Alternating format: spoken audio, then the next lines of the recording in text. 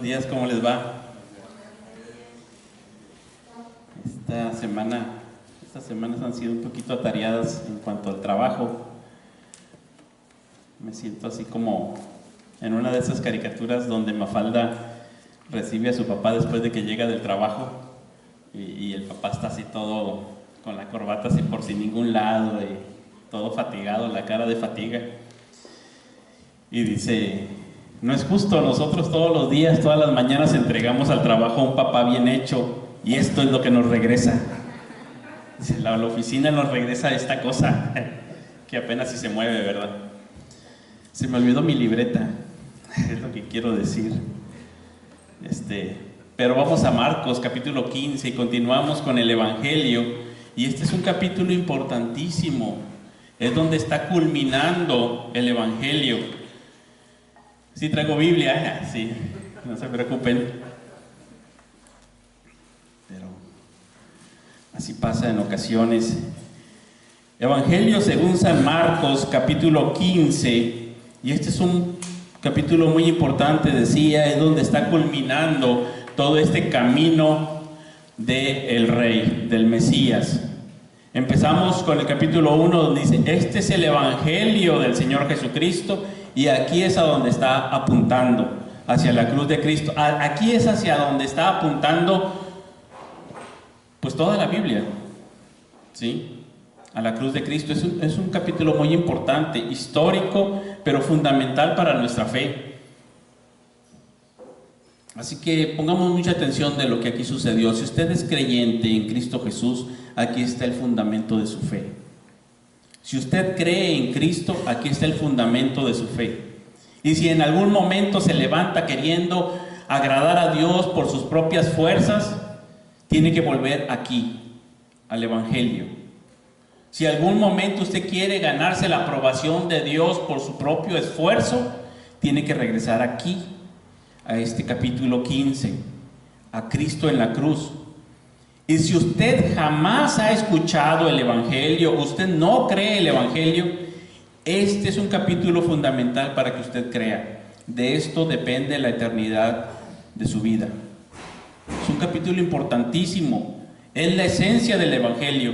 Y si nos desviamos de aquí, va a suceder como nos explicaba Francisco en Gálatas capítulo 1, estamos bajo maldición. Somos malditos si nos desviamos del verdadero Evangelio. Les dijo a los Gálatas: ustedes se quieren desviar del verdadero Evangelio, ustedes ante quienes Cristo ya fue presentado como crucificado. Y aquí se nos presenta a Cristo como crucificado. Esta es la esencia, nuestro Evangelio, en lo cual tenemos que perseverar. Aquí es el fundamento de nuestra fe. Pues si usted no cree, aquí es donde usted puede creer. Y su vida pasará de ser maldita a ser bendita, gracias a la obra de Cristo. De otra manera, usted está bajo maldición, y aunque esa palabra es muy utilizada y a todos le decimos maldito, maldito banco, maldito no sé qué, maldito aquello, todo es maldito, pero lo realmente maldito es no estar en Cristo. Ahí es estar bajo la ira de Dios. Y la más grande bendición es estar en Cristo. Así que aquí está la esencia de nuestra fe, la base histórica de nuestra fe, y la base doctrinal la vamos a encontrar aquí. Y de esto van a hablar en todas las epístolas y van a explicar qué sucedió aquí. Así que abramos los ojos, porque muchos de los que están ahí no saben qué sucedió. Están viendo, como dice C.S. Lewis, desde abajo. Pero hay que ver por transposición desde arriba. ¿Qué está sucediendo aquí? Claro, él lo usa para, en su exposición, hablar sobre el don de lenguas. Yo lo voy a usar un poquito para hablar de lo que sucedió en este día, aquí en el capítulo 15 de Marcos, en la cruz de Cristo. Así que vamos a tener la lectura de la palabra de Dios. Dice Marcos 15: muy de mañana, habiendo tenido consejo los principales sacerdotes con los ancianos, con los escribas y con todo el concilio, llevaron a Jesús atado y le entregaron a Pilato. Pilato le preguntó: ¿eres tú el rey de los judíos? Respondiendo él, le dijo: tú lo dices. y los principales sacerdotes le acusaban mucho. Otra vez le preguntó Pilato, diciendo: ¿nada respondes? Mira de cuántas cosas te acusan. Mas Jesús ni aun con esto respondió, de modo que Pilato se maravillaba. Ahora bien, en el día de la fiesta le soltaba un preso, cualquiera que pidiesen. Y había uno que se llamaba Barrabás, preso con sus compañeros de motín que habían cometido homicidio en una revuelta. Y viniendo la multitud, comenzó a pedir que hiciese como siempre les había hecho.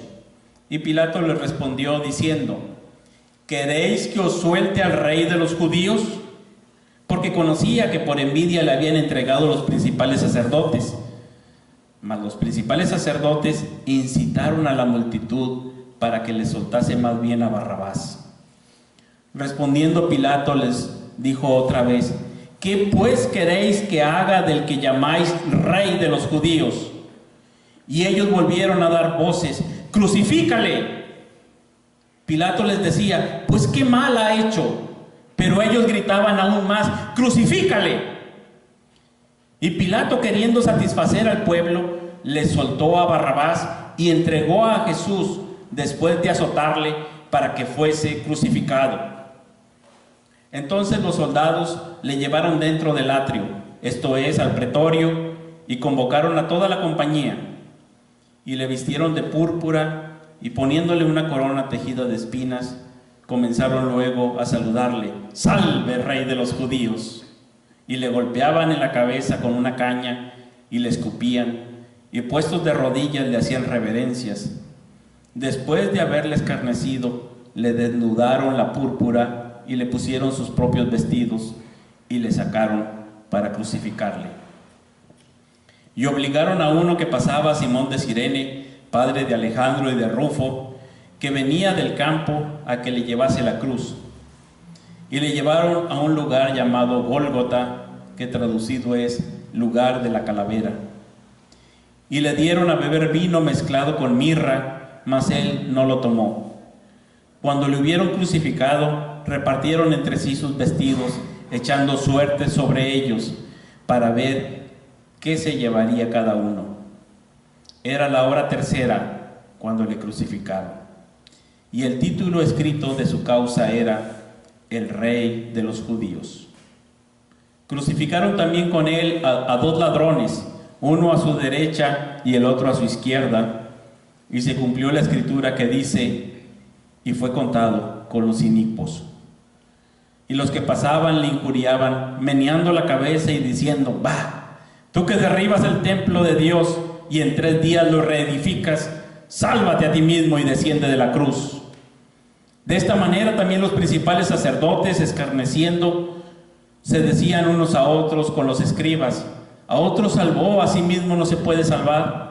El Cristo, Rey de Israel, descienda ahora de la cruz para que veamos y creamos. También los que estaban crucificados con él le injuriaban. Cuando vino la hora sexta, hubo tinieblas sobre toda la tierra hasta la hora novena. Y a la hora novena Jesús clamó a gran voz diciendo: Eloi, Eloi, lama sabactani, que traducido es: Dios mío, ¿por qué me has desamparado? Y algunos de los que estaban allí decían al oírlo: mirad, llama a Elías. Y corrió uno y empapando una esponja en vinagre y poniéndola en una caña le dio a beber, diciendo: dejad, veamos si viene Elías a bajarle. Mas Jesús, dando una gran voz, expiró. Entonces el velo del templo se rasgó en 2 de arriba abajo, y el centurión que estaba frente a él, viendo que después de clamar había expirado así, dijo: verdaderamente este hombre era hijo de Dios. También había algunas mujeres mirando de lejos, entre las cuales estaba María Magdalena, María la madre de Jacobo el menor y de José, y Salomé, quienes cuando él estaba en Galilea le seguían y le servían, y otras muchas que habían subido con él a Jerusalén. Cuando llegó la noche, porque era la preparación, es decir, la víspera del día de reposo, José de Arimatea, miembro noble del concilio que también esperaba el reino de Dios, vino y entró osadamente a Pilato y pidió el cuerpo de Jesús. Pilato se sorprendió de que ya hubiese muerto y haciendo venir al centurión le preguntó si ya estaba muerto. Informado por el centurión, dio el cuerpo a José, el cual compró una sábana y quitándolo lo envolvió en la sábana y lo puso en su sepulcro, que estaba cavado en una peña, e hizo rodar una piedra a la entrada del sepulcro. Y María Magdalena y María, madre de José, miraban dónde lo ponían. Bien, llegamos a este capítulo después de que habíamos dejado en la sección anterior a una mujer que había derramado un perfume sobre Jesús, preparado a Jesús para la muerte, estaba apuntando hacia esto, ese ungimiento de Jesús. Dijimos que finalmente, desde una perspectiva humana, pues era un desperdicio de perfume, ¿verdad? No, humanamente hablando, no tenía ninguna utilidad, y es cierto, ¿verdad? Digo, como hombres que somos prácticos y útiles y utilitarios, decimos, pues eso no tiene mujer, literalmente tiraste el perfume, ¿y eso para qué sirve, mujer? Y Jesús dice, no sirve para nada, pero déjenla, es algo bonito para mí.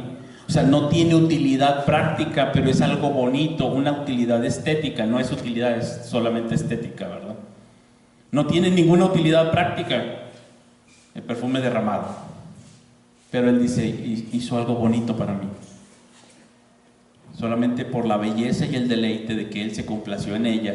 Y decíamos que gracias a Cristo Dios muestra para con nosotros su misericordia, pero además de ser objeto de su misericordia, podemos ser objeto de su deleite, de algo que no tiene utilidad tal vez, pero que es bonito para él, y que algunos podrán pensar que es un desperdicio, como cuando aquellos jóvenes se van y dicen, este es un joven prometedor, y se va de misionero a Sudamérica y lo matan los caníbales, y dicen, ese es un desperdicio. Si ese joven tenía mucho potencial para que estuviera acá en nuestra ciudad cristianizada, y no sé cuánto potencial tenía. O como aquel otro que teniendo mucho potencial se va de misionero a China. Dice, ¿por qué si es un joven prometedor? Y pareciera para algunos un desperdicio, pero no lo es. Y ese hecho de ungir a Jesús para este tiempo de la muerte nos está llevando hacia esa parte del Evangelio que ya estaba proclamada desde antes. Ya aquí los discípulos lo han dejado solo, han huido, se les ha olvidado lo que habían visto en el monte de la transfiguración, que se supone que debía de sostenerlos para cuando llegaran a este momento. Lo que vieron en el monte de la transfiguración apuntando hacia la cruz de Cristo les debería de soportar, sabiendo que después de la cruz iba a haber gloria. Pero ellos, claro, en el monte de la transfiguración, en el monte Tabor, viendo a Cristo brillando, esplendoroso, glorioso, como un rey, decían, bueno, es para nosotros estar aquí contigo, no nos queremos ir, no nos queremos bajar de este monte, aquí hacemos unas enramadas y nos quedamos. Pero en el monte Calvario, aquí no queremos estar contigo, sabes que aquí sí estás solo, ¿verdad? Aquí nos retiramos, no queremos eso. Pero ellos tenían que saber que esa era la forma en que él se iba a ser rey. Más adelante incluso hasta van a decir, oye, yo quisiera estar a la derecha y a la izquierda. Y el Señor dice, es que no sabes lo que dices. Y sí va a haber alguien a la izquierda y a la derecha, pero no es lo que tú piensas, no es como lo piensas Jacobo y Juan, que quieren estar a la derecha y a la izquierda, porque en ese día van a saber que no van a querer estar ahí. En realidad no van a querer estar a la derecha y a la izquierda, yo se los digo, no van a querer estar ahí. Y hasta viene la mamá a decirles, ándale, déjalos estar ahí. Yo quisiera a mi hijo a la derecha y a la izquierda cuando tú seas entronizado en tu reino. Y su reino se iba a empezar a cumplir, ahí se iba a entronizar. Y aquí está la cruz del rey. El rey Jesús, el Mesías, llegando al trono por medio de la cruz. Y nadie va a querer estar ni a la derecha ni a la izquierda. se van lo más lejos posible y lo que quedan son unas mujeres que a lo lejos están mirando, que son las que lo seguían. Ahí están las señoras que le servían, pero los discípulos lo han abandonado, lo han dejado. Pero este es el momento hacia donde está apuntando todo el Evangelio. Y notemos las veces que se repite la frase Rey de los judíos. ¿Lo observaron? Voy a resaltarlo. Versículo 2. Pilato le preguntó: ¿eres tú el Rey de los judíos? Versículo 9. Y Pilato le respondió: ¿qué queréis? ¿Y queréis que os suelte el Rey de los judíos? Versículo 12. ¿Qué pues queréis que haga al que llamáis Rey de los judíos? Versículo 18. Salve, Rey de los judíos. Versículo 26. Y el título que estaba escrito de su causa era el Rey de los judíos. Versículo 32. El Cristo, Rey de Israel, descienda ahora de la cruz. ¿Cuántas veces se repitió Rey? Rey de los judíos. Este era la entronización del Rey. Y el Señor les había dicho a los discípulos: mire, es que mi reino va a ser diferente, no es como los reinos de este mundo, no va a ser igual, va a ser diferente. No va a ser como los reyes de este mundo que se enseñorean de los demás, que ejercen potestad y son grandes, gloriosos y fuertes y entran en un caballo blanco. Él entra en un asno y va a ir a la cruz y va a ser diferente totalmente, porque el Hijo del Hombre vino para eso. Les dice, aunque no lo ven, no lo entienden en ese momento. Ni todos los que le llaman rey lo entienden. Realmente le están llamando rey por burla. Pero Marcos lo pone aquí escrito porque nos está diciendo: ese es el rey.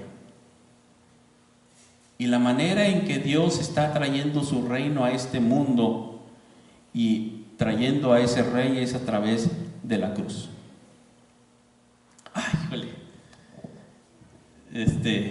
Si lo veo desde abajo, yo también me burlaría. Ahora sí, aquí tenemos que usar este principio de transposición del que nos habla C.S. Lewis. Hay dimensiones que son más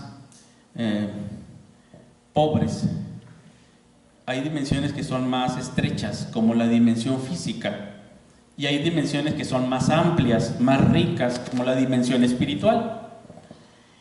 Y entonces no se corresponde la dimensión espiritual con la física de uno a uno, sino de muchos a uno. Y entonces tiene que haber la misma sensación física para diferentes cosas espirituales, ¿verdad?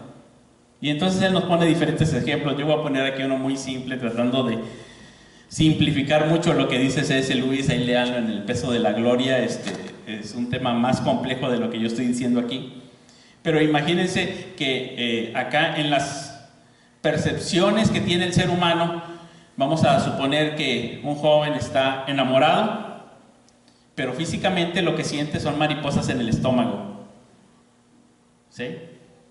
Pero hay otra, que es: el joven está enfermo. Cuando el joven está enfermo, físicamente decimos: ¿qué va a sentir? Vamos a ponerle la misma, mariposas en el estómago. Está enfermo. Pero porque acá hay muchas cosas, una variedad de experiencias, y acá la vida es más corta. ¿Qué le hacemos sentir al estómago? Bueno, cuando esté enamorado, mariposas en el estómago. Cuando esté enfermo, mariposas en el estómago. Y cuando escuche una música gloriosa con una orquesta y sienta esa emoción de la música, mariposas en el estómago. ¿Sí? Más o menos. Ahora, si yo veo desde abajo, desde la dimensión física, yo nada más voy a ver: este joven tiene náuseas, le puedo dar algo para las náuseas. ¿Sabes qué? Tómate esto, tienes náuseas. Desde abajo yo nada más veo las náuseas, nada más veo mariposas en el estómago. Pero si lo veo desde arriba, yo puedo decir: este joven está enamorado, o está enfermo, o está disfrutando un concierto. Son diferentes, ¿verdad? Ahora, desde abajo, en la visión limitada que tienen, y estos hombres nada más pueden ver las cosas desde abajo solamente ven a un hombre débil. Desde abajo solamente ven a un hombre que muere en la cruz, como mueren muchos. Desde abajo solamente ven, diagnóstico, murió. Es todo lo que ven. Y no pueden ver más. Pero desde arriba tenemos todas las epístolas de aquí en adelante en el Nuevo Testamento explicándonos qué pasó ahí. Porque esta muerte no fue como cualquier muerte. Desde abajo solamente vemos la muerte de Cristo. Desde arriba vemos una gran riqueza que a veces decía el apóstol Pablo, esa riqueza que ve allá en el cielo, no sé ni cómo describirla acá en la tierra por transposición y decir a qué equivale.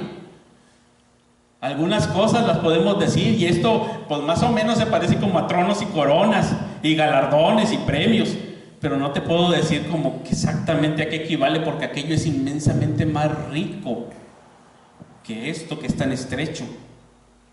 Humanamente hablando, ellos solamente ven a un hombre del que se pueden burlar. Humanamente hablando, ellos ven desde abajo un hombre fracasado, que traía un reino y fracasó.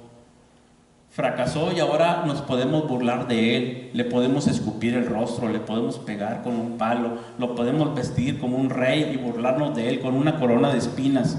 Desde abajo ellos eso es lo que ven. Tanto los romanos como los líderes religiosos que están representando a todo Israel y que nos representan también a nosotros mismos. Desde abajo nosotros muchas veces cuando no creíamos solamente veíamos a alguien que murió y listo, objeto de la burla, el fracaso, la derrota. Pero desde arriba lo que hizo el Señor Jesucristo en la cruz del Calvario es cargar con nuestros pecados sobre el madero para que tú y yo fuéramos perdonados y que gracias a su obra nosotros pudiéramos tener vida eterna. Desde arriba Él es el Rey, desde arriba Él está trayendo un reino, desde arriba por medio de su muerte está venciendo no a Pilato, no está venciendo a Herodes ni al César, está venciendo al que tenía el imperio del mal. Está venciendo al pecado, está venciendo a la muerte, está venciendo a Satanás, está venciendo al mal mismo ahí en la cruz, derrotándolo de una vez y para siempre ahí. Desde arriba están ocurriendo muchas cosas. Está ocurriendo el cumplimiento de la profecía desde el inicio que salieron del huerto del Edén y diciendo, en tu simiente va a venir un hijo de la mujer, que sí, lo van a herir en el talón, pero él le va a pegar a la serpiente en la cabeza. Desde arriba la vista es gloriosa. Desde abajo es como la vista que tiene Eclesiastés, Salomón diciendo en Eclesiastés, debajo del sol se ve así. Se ve así y te van a decir, ¿sabes qué? No seas demasiado justo porque te va a ir mal. Desde abajo se ve así, no le entres a Redentor, vas a salir crucificado. Desde abajo se ve así, esto es un fracaso. Desde abajo se ve un perdedor aquí. Y es lo que ellos ven, por eso se comportan así, porque es lo que están viendo. Observemos nosotros, para empezar, muy de mañana, bueno, en el trabajo nosotros entramos a las 8 y a veces para las 9 algunos todavía no llegan. Pero estos hombres muy de mañana van a llevar a Jesús y para las 9 ya está crucificado. Imagínense a qué hora se lo llevaron ante Pilato, que para las 9 de la mañana ya estaba en la cruz clavado. Ya había hecho todo el proceso, todo el golpeo, todas las cosas, todo el juicio, todos los gritos, todos los insultos, ya habían ocurrido, todo el trayecto, ya había pasado lo de Simón de Cirene y para las 9 de la mañana ya está en la cruz. Eso es atender una causa rápido. Para las 9 de la mañana, cuando en la oficina algunos apenas están preparando su primer café, el Señor ya estaba en la cruz. Resuelto.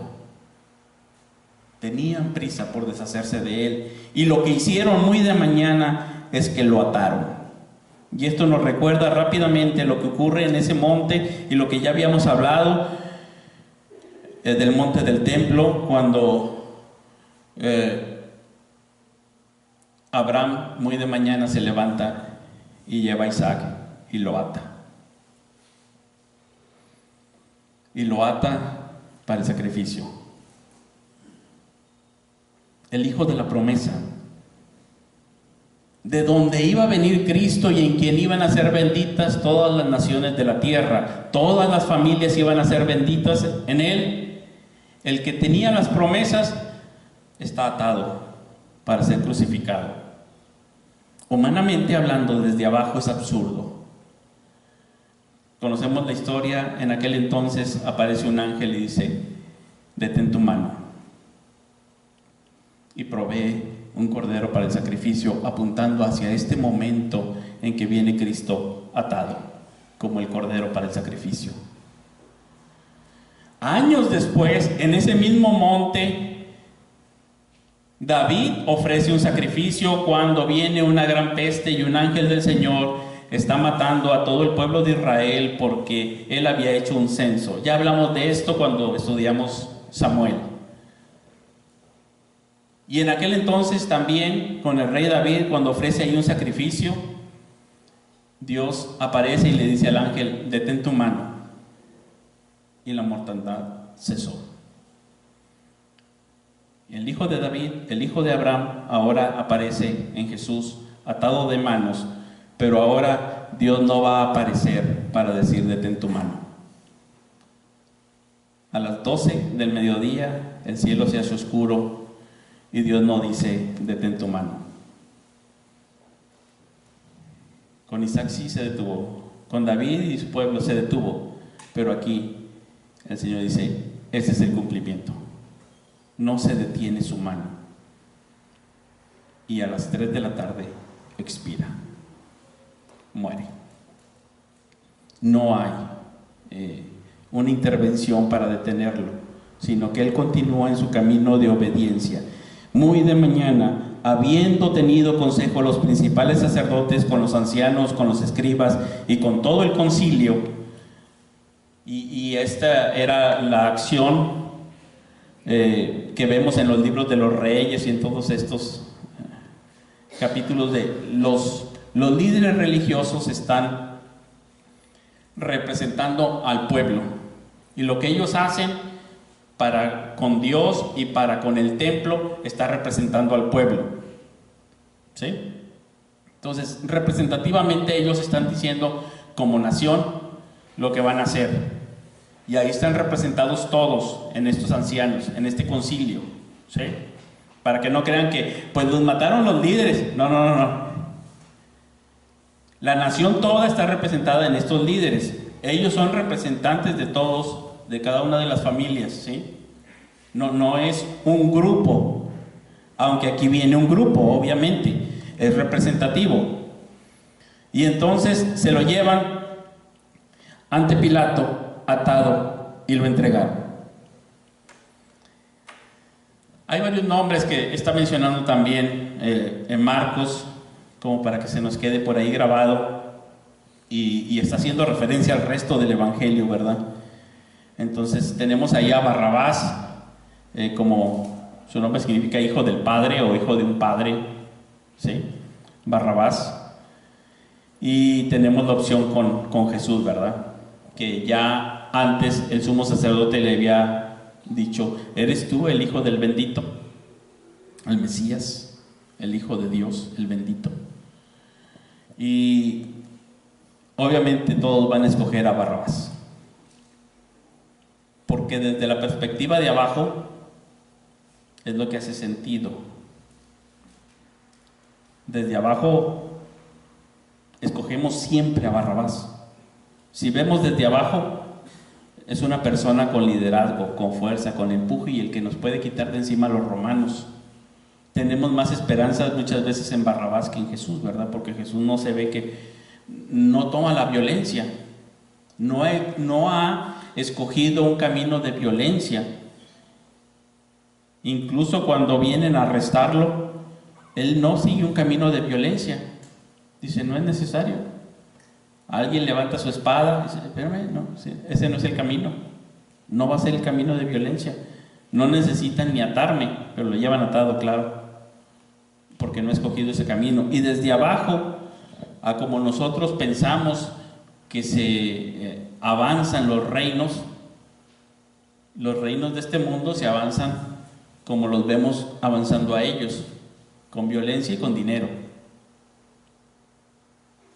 Pero Jesús no viene ni con violencia ni con dinero. No está usando los poderes de este mundo.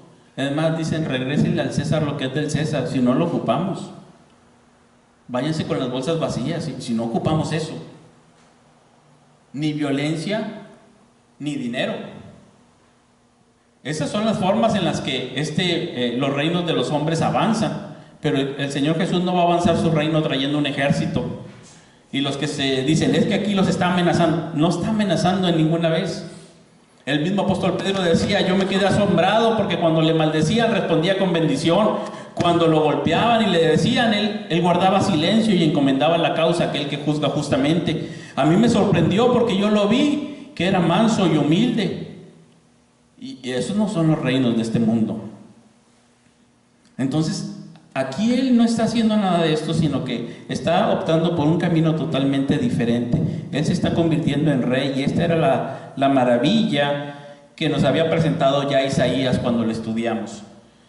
Cuando lo estudiamos decíamos, Isaías nos está hablando que la salvación es de Jehová, de Yahweh. Y esa salvación la va a traer a través de su siervo, un sirviente. Dios va a gobernar, a expandir su reino no con gobernantes, sino con siervos. Pues como que la táctica es muy extraña. Y luego no solamente dice que Dios va a traer su reino a través de un siervo, sino que ese siervo va a ser un siervo sufriente. Pues todavía más extraño, porque nosotros no pensamos así en un reino de Dios sufriente. Y luego no solamente dice que la salvación es del Señor, va a ser a través de su siervo, y su siervo es un siervo sufriente, sino que además esa salvación va a ser para todas las naciones, no nada más para los judíos. Y nos quedamos, cuando dice Isaías eso, nos quedamos así como que, qué extraña profecía de Isaías. Y luego lo vemos aquí en acción, cumpliendo la profecía, como un siervo obediente hasta la muerte y muerte de cruz, y nosotros no lo vemos. Desde abajo no logramos percibirlo, y por muchas ocasiones que escuchamos el Evangelio, nosotros no entendemos, decimos, ¿cómo que eso es lo que yo necesito? Lo que yo necesito es otra cosa. Porque vemos nuestra situación como que desde abajo, como nada más dependiendo de las cosas de esta vida. Desde abajo tal vez nosotros mismos nos veamos como buenas personas. No seré muy rico, pero pues hay más o menos. No soy muy guapo, pero tampoco estoy tirado a la calle. No me va tan mal con los amigos, o no me va tan mal en la vida. Pues ahí la llevo el camino. No seré una mente brillante, pero pues ahí nos defendemos. Y viendo desde abajo decimos, pues más o menos ahí tengo la vida resuelta. Ahí la llevamos. Y así podemos pensar de nuestra vida. Viéndola desde abajo, podríamos pensar que más o menos estamos bien. Pero viéndola desde arriba no es así. Desde que salimos del huerto del Edén, hemos estado vagando y con un deseo de volver. Y si analizamos nuestra propia vida hacia el interior, nos vamos a dar cuenta de que allá en el interior tenemos un deseo de justicia, por ejemplo. Un deseo de que este mundo debe arreglarse de alguna manera, que no puede ser que el rico oprima al pobre, que alguien abuse de una mujer nada más por ser mujer, que opriman a los niños o a los débiles. De alguna manera nosotros tenemos un sentido de justicia como Pilato cuando les dicen, ¿qué les hago al rey de los judíos? Dicen, crucifícale. ¿Y qué dice Pilato? Pues qué mal ha hecho. Como que hay un sentido de justicia. De alguna manera nosotros sentimos que alguien debe de arreglar este mundo, ¿no? Aspiramos a la justicia. No estamos hechos para la injusticia. Aunque no la vivamos y no la logremos, de alguna manera aspiramos a que haya justicia. Bueno, la justicia está viniendo por este hombre que está en la cruz. De una manera sorpresiva, ahí viene la justicia. Y preguntarás, ¿pero cómo? ¿Cómo? Si está siendo víctima de injusticias y Él es el que trae la justicia. Ahorita lo vamos a ver un poco más claro. Pero ahí está la justicia. Esa hambre que tenemos de justicia se satisface en Cristo y solamente en Cristo. Y solamente en Él. Él será el Rey de justicia. Y ha empezado ya a hacerlo hoy en día. Tenemos anhelos de espiritualidad profunda. Si vemos allá al interior, de alguna manera nosotros sabemos que tenemos que tener una relación espiritual profunda, no tan superficial. Desearíamos poder hablar con Dios así como habló Cristo. Lo ves en el huerto de Getsemaní y puede haber una gran angustia en su vida y Él dice, Abba Padre. Y ¿cómo en medio de esa angustia? Yo cuando estoy angustiado no tengo como que esa espiritualidad profunda y esa cercanía con Dios. A veces hasta me cierro más a Dios y reniego y digo, ¿por qué, Dios? Yo no veo eso. Y Él, en esos momentos de gran angustia, Él dice, Abba Padre, estoy en tus manos, vengo a hacer tu voluntad. Yo sé que todo lo puedes. Aquí estoy. Con una espiritualidad profunda.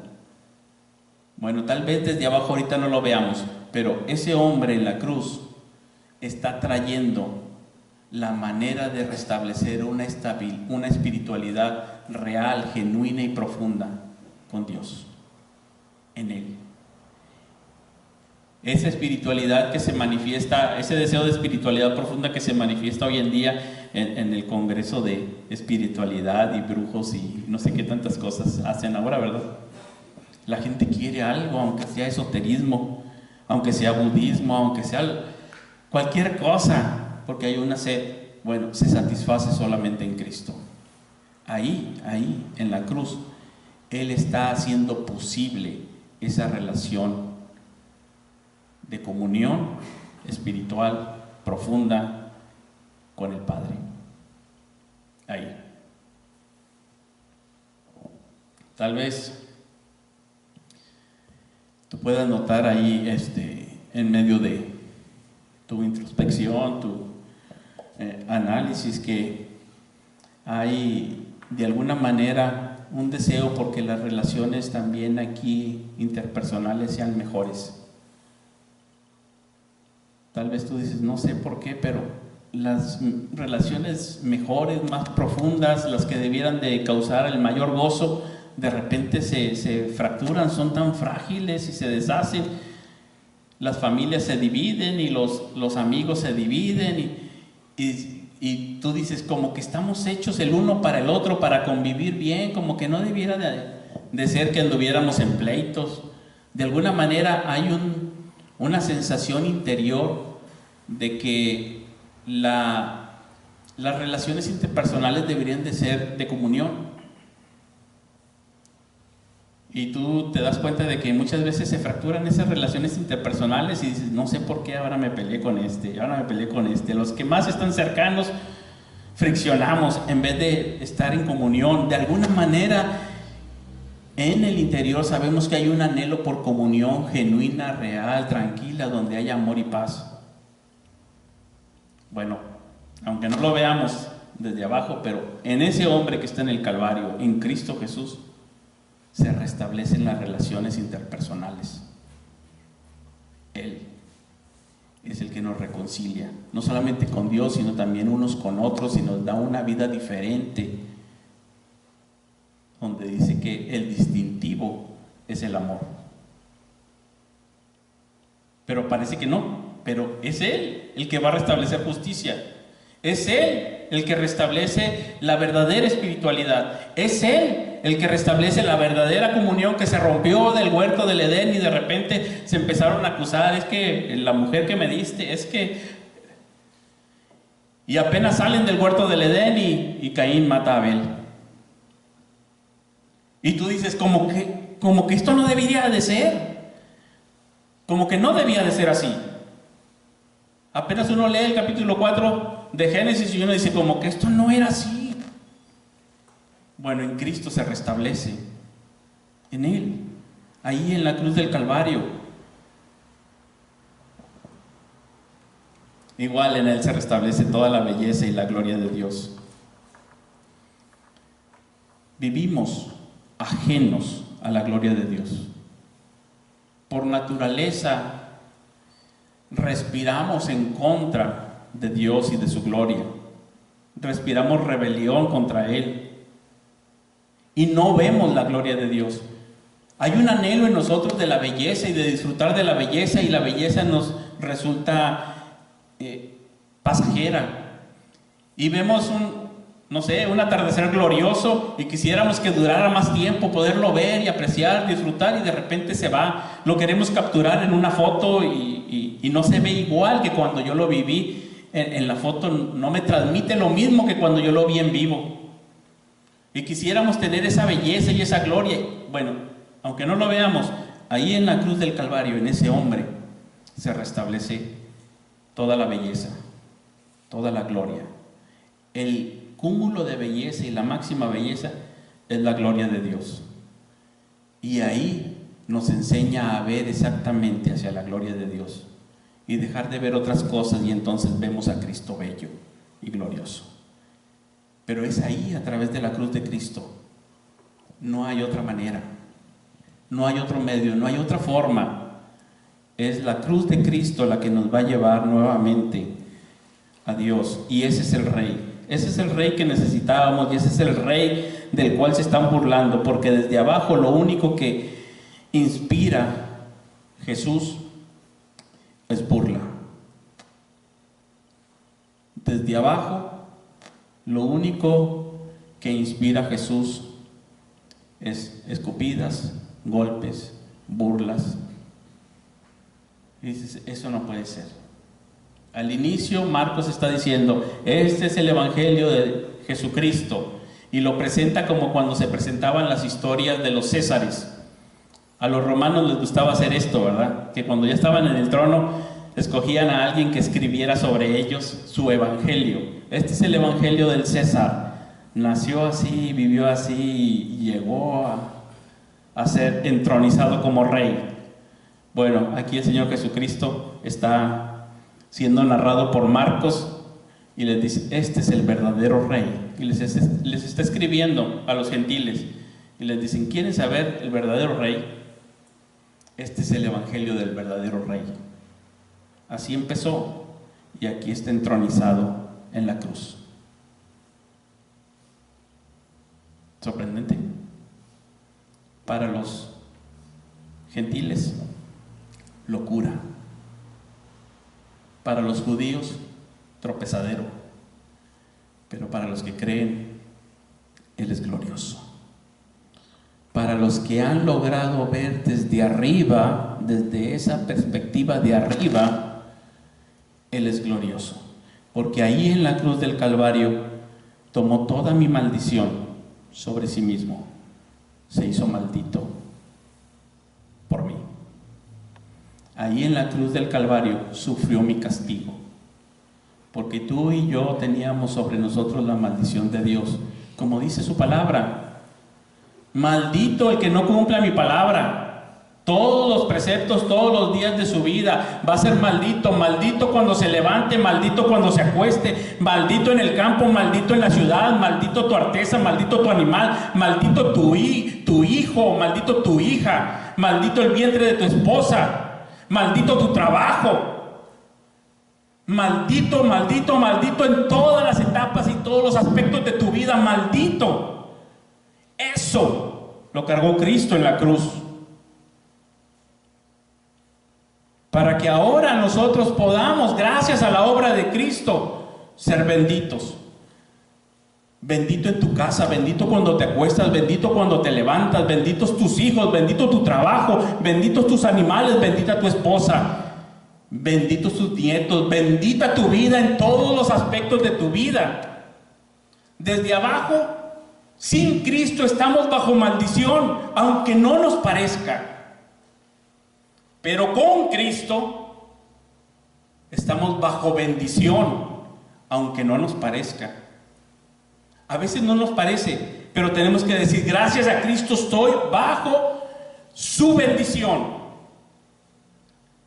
El Señor te bendiga y te guarde. El Señor muestre en ti su misericordia y te mire con agrado. El Señor ponga en ti paz. Es lo que decía la bendición. Y en Cristo el Señor nos ve con agrado y pone en nosotros la paz. En Cristo nos da una nueva espiritualidad. En Cristo nos hace capaces de obrar en justicia.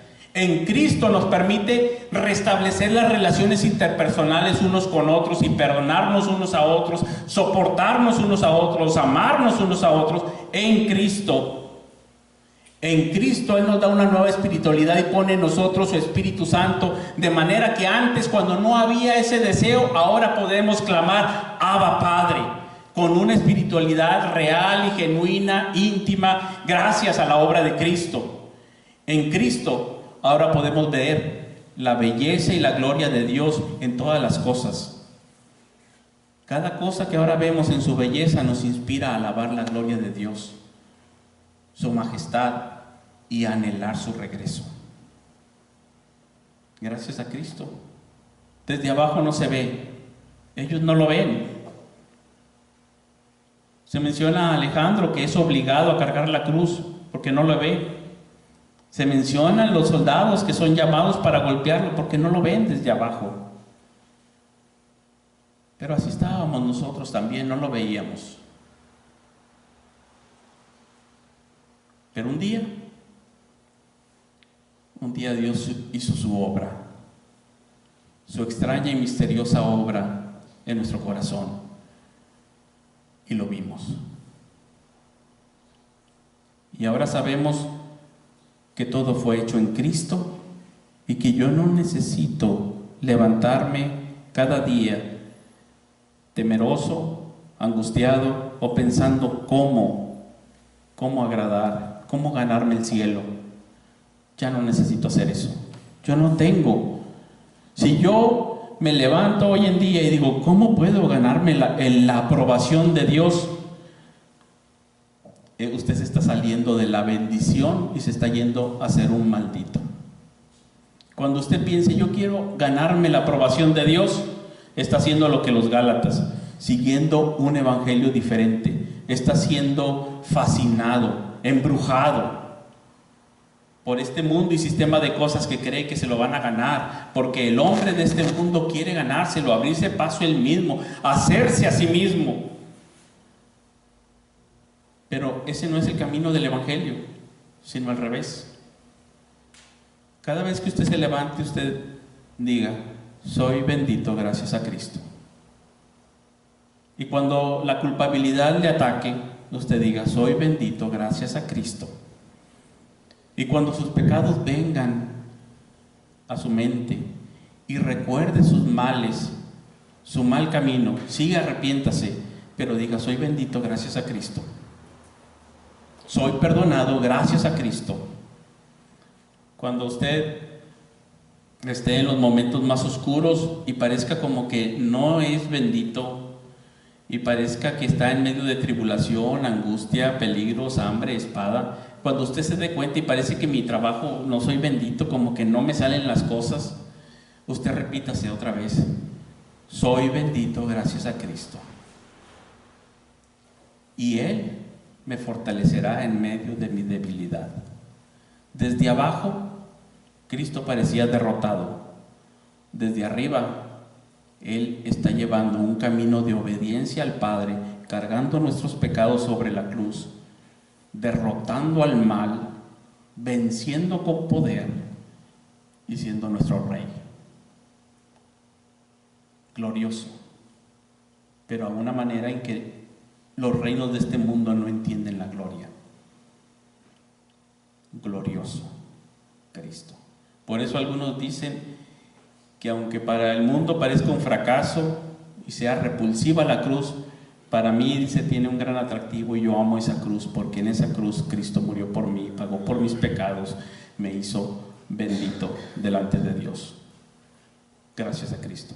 Ese es el fundamento de nuestra fe, que Él ya lo hizo todo de pura gracia. Y ahí lo tenemos escrito como solo Cristo, ¿verdad? En la puerta creo que no veo. Solo Cristo. Y en ningún otro hay salvación. Solo Cristo. Eso es lo que está proclamando aquí Marcos. Esto es lo que está anunciado en toda la Biblia hasta llegar a este momento. Solo Cristo. Y aquí vamos a leer el capítulo 3 de Romanos, que creo que luego explica esta perspectiva desde arriba de una manera muy clara. Un capítulo que mi padre sabía de memoria y que le gustaba repetir. Versículo 21. Pero ahora, aparte de la ley, se ha manifestado la justicia de Dios, testificada por la ley y por los profetas, la justicia de Dios por medio de la fe en Jesucristo para todos los que creen en Él, porque no hay diferencia por cuanto todos pecaron y están destituidos de la gloria de Dios, siendo justificados gratuitamente por su gracia mediante la redención que es en Cristo Jesús, a quien Dios puso como propiciación por medio de la fe en su sangre, para manifestar su justicia a causa de haber pasado por alto en su paciencia los pecados pasados, con la mira de manifestar en este tiempo su justicia, a fin de que Él sea el justo y el que justifica al que es de la fe de Jesús. ¿Dónde pues está la jactancia? Queda excluida. ¿Por cuál ley? ¿Por la de las obras? No, sino por la ley de la fe. Concluimos pues que el hombre es justificado por la fe, sin las obras de la ley. ¿Es Dios solamente Dios de los judíos? ¿No es también Dios de los gentiles? Ciertamente también de los gentiles, porque Dios es uno, y Él justificará por la fe a los de la circuncisión, y por medio de la fe a los de la incircuncisión. Luego, por la fe invalidamos la ley en ninguna manera, sino que confirmamos la ley. Desde arriba, Cristo hace posible nuestra justificación. Desde arriba, Cristo en la cruz está haciendo posible que se restablezca la gloria de Dios, pero a la vez se exprese el amor de Dios por los pecadores que habíamos ofendido su gloria, que parecían irreconciliables. Dios nos ama, pero nosotros somos pecadores y normalmente estamos no solamente destituidos de la gloria de Dios, ni nos importa la gloria de Dios, y cuando nos llega a importar es para blasfemar a Dios, para burlarnos de Dios. Y aquí reconcilia esto. La gloria de Dios es muy importante. Para nosotros los humanos no es tan importante, y eso se nota cuando minimizamos el pecado y pensamos que el pecado no es gran cosa, porque no sabemos lo que es la gloria de Dios. Al no entender lo que es la gloria de Dios, nuestros pecados parecen ser cosa sencilla, leve, mínima, porque no comprendemos que estamos ofendiendo la gloria de Dios, ni nos imaginamos qué tan importante es la gloria de Dios. Pero Cristo vino a la cruz porque nuestros pecados son serios y porque la gloria de Dios es muy importante, pero también manifiesta ahí el amor de Dios por los pecadores para perdonarnos. Y ahí en Cristo se puede hacer esta reconciliación de ambas cosas, y ahí nos muestra todo su amor. Nosotros normalmente pensamos bien de nosotros mismos, no tan malos.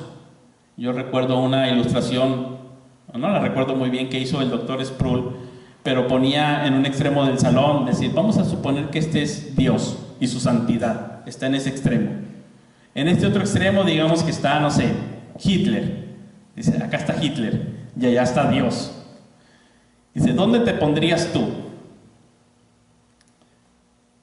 Y pues algunos se ponían como que en medio, ¿verdad?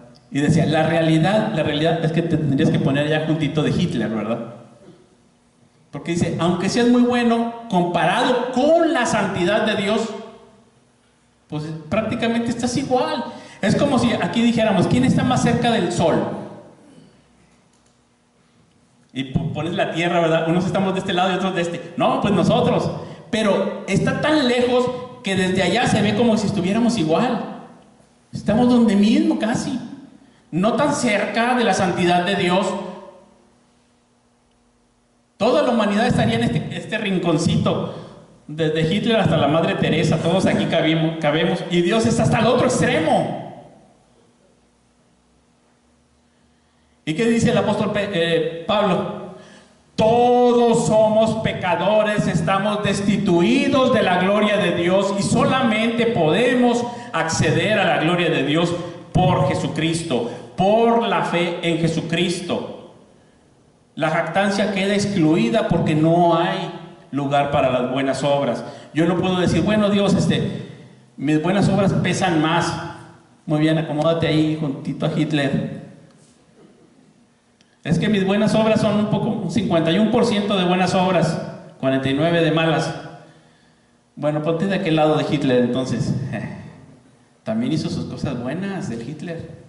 No lo vamos a analizar ahorita históricamente, pero Pablo dice, estamos lejísimos y solamente se puede por Jesucristo, por la fe. Si usted no cree en Cristo, usted debe de saber que está bajo la maldición de Dios, aunque a usted no le parezca. Desde su perspectiva tal vez no lo vea, pero la ira de Dios está sobre usted.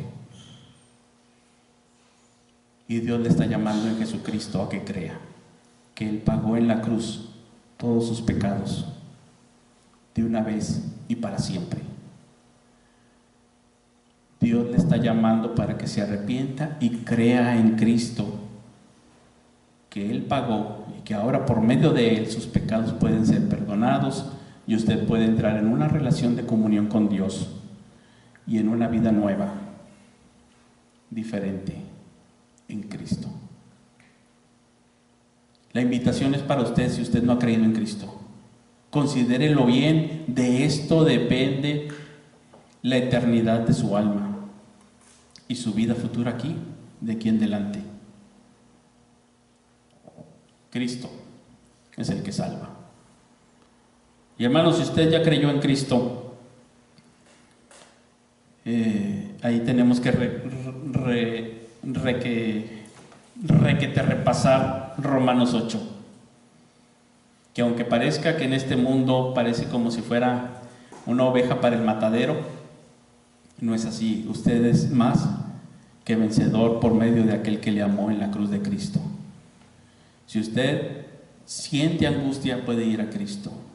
Si siente culpabilidad, puede recordar la obra de Cristo.